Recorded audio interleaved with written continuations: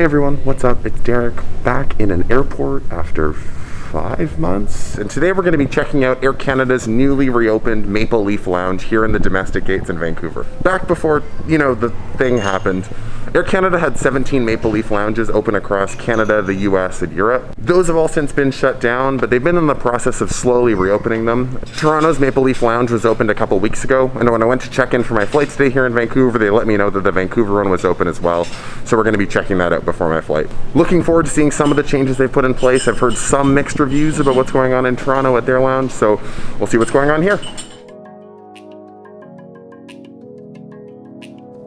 The domestic Maple Leaf Lounge here in Vancouver is located across from gate C-29, just down the steps from security.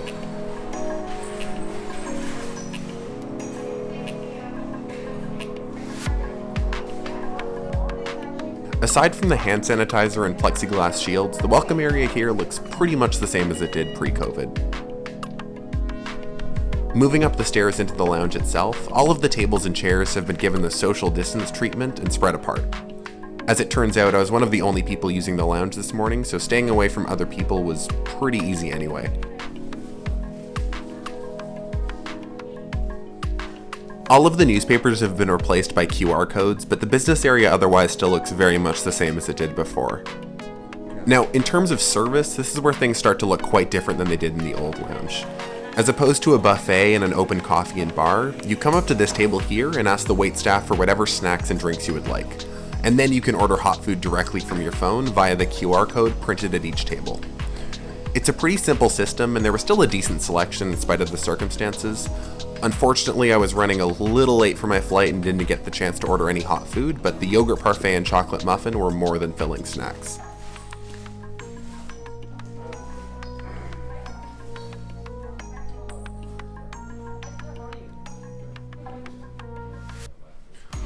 In terms of the staff themselves, they seemed a little bit confused to the whole system and how it was supposed to work, but they also seemed genuinely eager to please on their first couple days after reopening. I'm also assuming that in the weeks since this was filmed, they've all gotten a little bit more accustomed to the new workings of the lounge. Other than all of that, and of course the hand sanitizer pumps at every corner, the lounge looked more or less the same as it did in before times. I was able to drink my coffee and enjoy the views, and traveling at an off-peak hour like I was, the lounge was thankfully more empty than I'd ever seen it. I'd imagine it gets pretty busy with the reduced tables and chairs, but then again, maybe the reduced traffic keeps it in check. Looking forward to having more of these open at airports across the country because they really do provide a nice little oasis to wait for your flight and get away from the crowds.